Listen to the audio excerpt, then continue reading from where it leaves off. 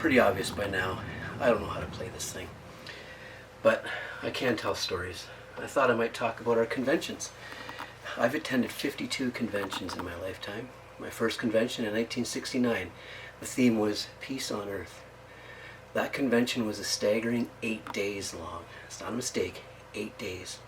We were assigned to Buffalo from July 6th to 13th. To be honest, I don't remember much of them from that convention. I was 2 weeks old. But at that convention we received the Aid to Bible Understanding book, which is kind of like previous generation's insight book. And then it's finished the Mystery of God, kind of like a Revelation book, but thicker, a lot less pictures. At this landmark convention, 985 people were baptized. The feeding of 40 to 50,000 people was a massive undertaking with lineups around the block. Then, the next year, 1970, the theme of the convention was... I've attended 52 conventions in my lifetime. My first convention back in 1969. The theme that year was Peace on Earth. This convention was staggering 8 days long. Some say 8 days. We were assigned. 1978 brought us the Victorious Faith International congregations in this area. They were assigned to Montreal at the Olympic Stadium.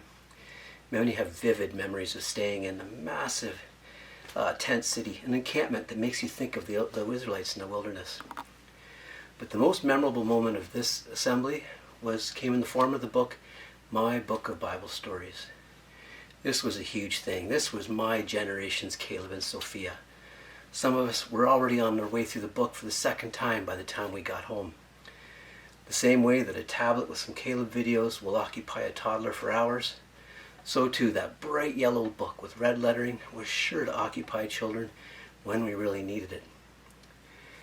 In 1979, the following year, the theme was Living Hope, from July 26 to 2 hours later. 1995 brought us the Joyful Praisers Convention.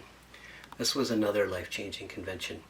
Raise your hand if half-frozen chocolate pudding means anything to you.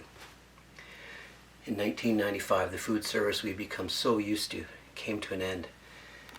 Prior to 1995, the organization had this incredibly effective way of feeding us at all of our assemblies, paid with meals with books of tickets instead of having to carry cash. Meals included breakfast sandwiches, fruit, hamburgers, sub sandwiches, hot dogs. There was really no end to the food that was available. The pudding was half frozen because it had to be frozen in order to not spoil before we got a chance to eat it. This simplification was a blessing. Hundreds of brothers and sisters that needed to coordinate these food service were able to attend and actually sit in their own seats during the conventions. The following year, 1996, Messengers of Godly Peace at the Kitchener Auditorium. In 2013, God's Word of Truth, and in 2014, Keep Seeking First God's Kingdom represented some pretty big changes with regards to our dramas at our conventions. Depending on where you lived, you might have had a live drama or a pre-recorded drama. Mordecai and Esther. In 2014, it was Not One Word Has Failed, the story of Achan and his family. Still downloadable from jw.org. Before that, dramas involved months and months of hard work on the part of 100 brothers or sisters for every district in every region. These videos transformed our conventions. The 2015 assembly had Imitate Jesus, a remarkably warm portrayal of Jesus, and the videos are only getting better. But I'm out of time. Maybe another day I'll cover the last 7 conventions. Just the Love Never Fails alone could be an entire video like this.